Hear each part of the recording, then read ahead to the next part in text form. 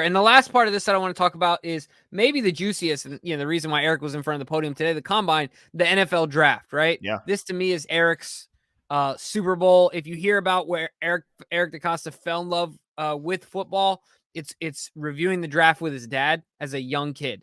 So cool. I think that's a really cool story, and that's really what sparked his interest in football, and is really what parlayed his entire career, or that parlayed has ignited his entire carear, right? He's parlayed that into what he is today. There you go. That's what I was trying to say. So he said some things that I want to talk about, and maybe we can get some ideas as to their strategy. He mentioned 2 offensive linemen by name, and Evan Neal from Alabama. They had a meetup with, a little meet and greet, and hung out with him, and he had some glowing, compliments of him as a person and as a football player. Yep. Not expected to be there at 14. But Linderbaum, Tyler Linderbaum as well, of course, the center from Iowa. He compared to one Marshall Yanda. He said because of his toughness, his smarts, his athleticism, his strength. And the Iowa connection. And the Iowa connection doesn't hurt. He's probably immune to taser as well. So yeah, a lot to, and then just to add to that, he said that, offensive line is a big emphasis here in this draft. And it's a strength. Right. Absolutely. In the draft, which is not something you hear too often about a draft class.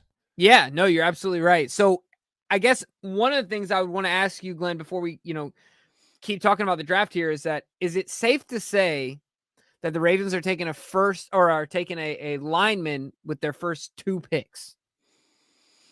Well, I mean, I think there's a lot of fans that would be hoping that would be the case. They want to build a fortress in front of with one of their first 2 picks. You know what I mean? Like, not necessarily both of them. Right. Yeah. I think that an early round offensive lineman, it just makes way too much sense. And I think I would not be surprised at all to see their first pick, unless there's a massive run on offensive line.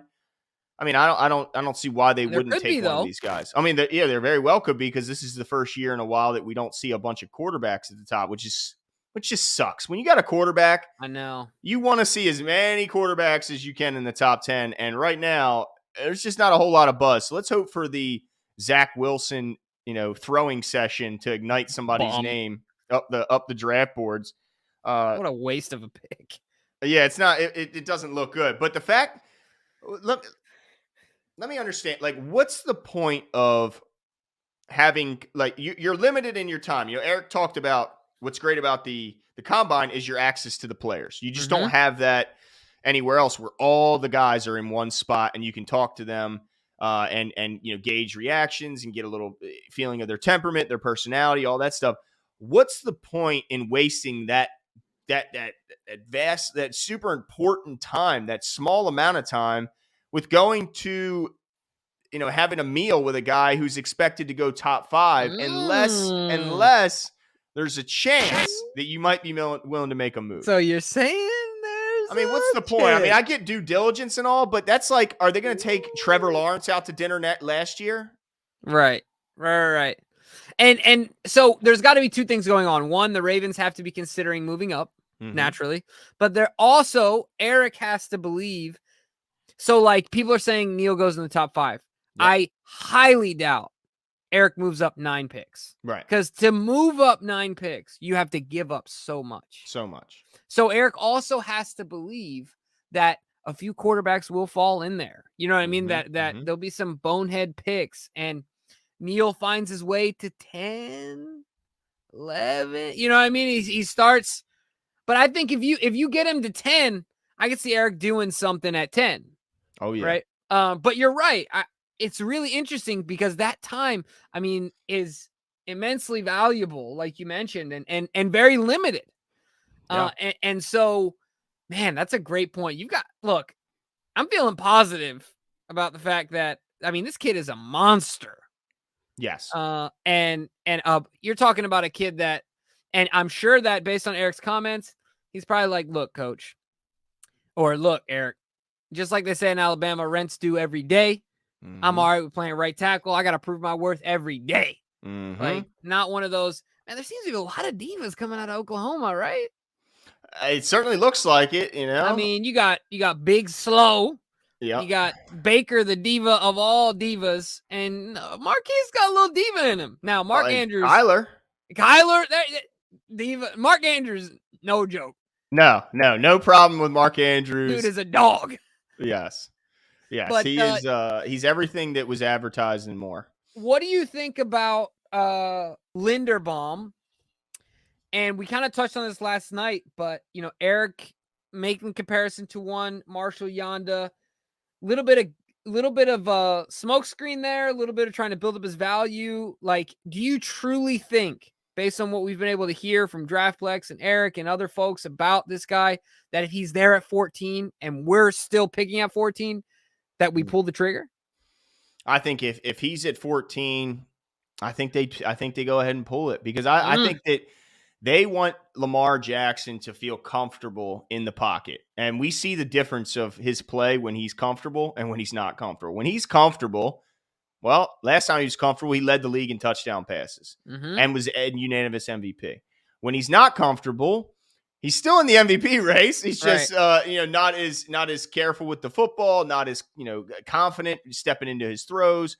And so I think that if they're going to invest in this guy, which the type of money that they're going to invest, which we already heard from when we had Qadri Ismail on, he heard the number that was offered to him, and he wouldn't give it away, but basically it was north of $40 million, somewhere in the low 40s. So if they're going to spend that kind of cash on Lamar, I think the first thing they have to do is make sure he's healthy and protected and confident. So why not go get a guy, especially when you look at like with Kansas City when they drafted what's his name out of Oklahoma, the center. Humphreys. Humphrey. I think it's just Humphrey, right? Is it? It's man. Hold on. It's gonna kill me. But look how good he was. I mean, this guy was incredible in his first season. So it shows. Creed Humphrey. That's what it is. So Creed Humphrey was fantastic right off break. And this guy is apparently light years ahead of anybody. When we had Draftplex on, which, by the way, Jason Pruitt is the best at draft coverage, he said this is the best center he's evaluated, Jimbo. Yeah. One of the best offensive linemen, if I'm not mistaken. Right. Which is crazy. By the way, Glenn, sidebar, can you give me your best line of the band Creed? Oh, my goodness. With arms wide open. Oh, yeah, I do. I remember that song. Yeah, dude. Every time I see that guy's name, they got a lot of hits, Creed. I got to be honest. For sure. Anyway, now that I've completely embarrassed myself.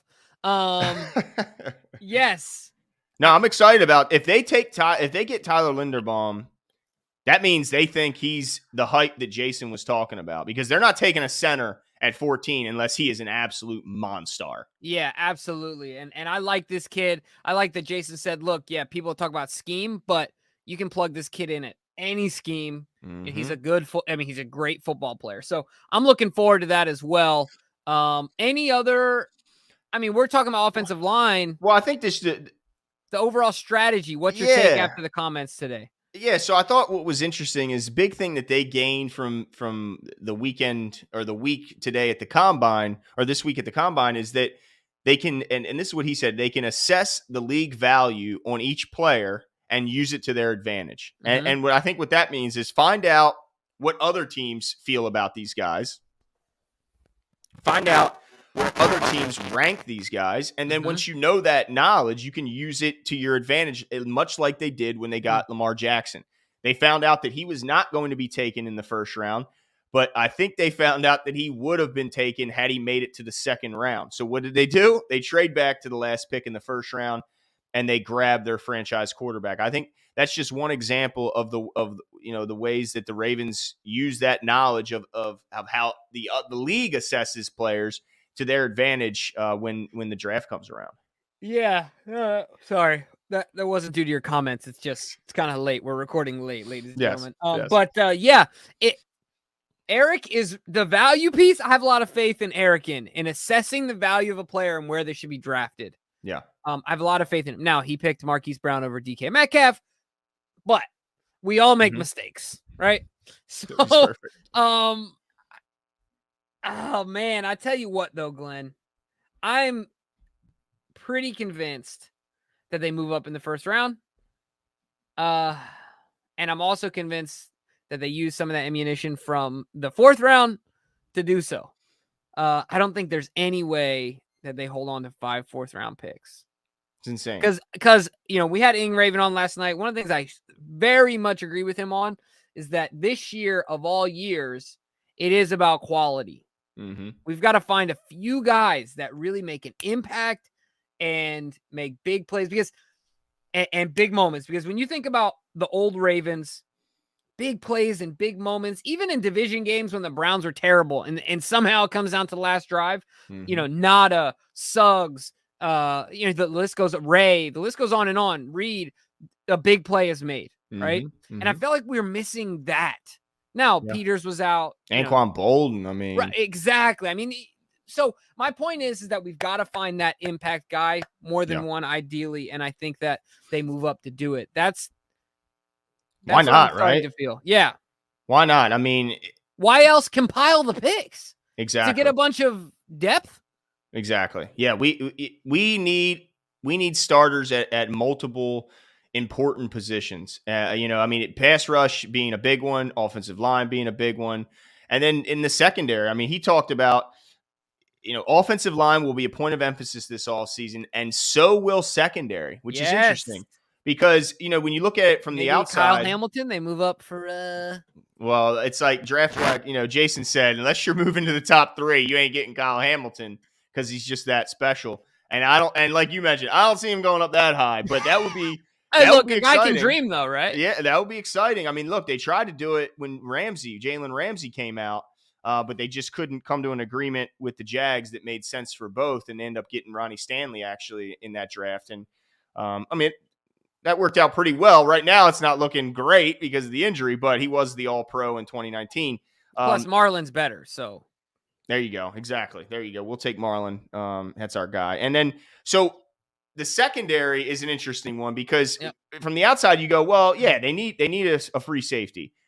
But that's it. But really, when you think about it, he talked about how you can get quality corners throughout the draft, which tells me you ain't getting one early. Like the Ravens aren't drafting a corner early. Just reading through the tea leaves there, it sounds like he's saying we're going to take a corner late in the draft. Mm-hmm.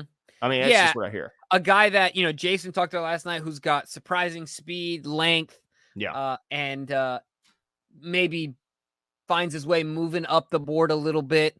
The Ravens say, or a guy that's had some injuries, had a bad season as of late, and had a better season early on in his career in college, and that has found his way shifting down into the board, in that mid to late round pick. So, yeah, I don't think it'll be a name grabber.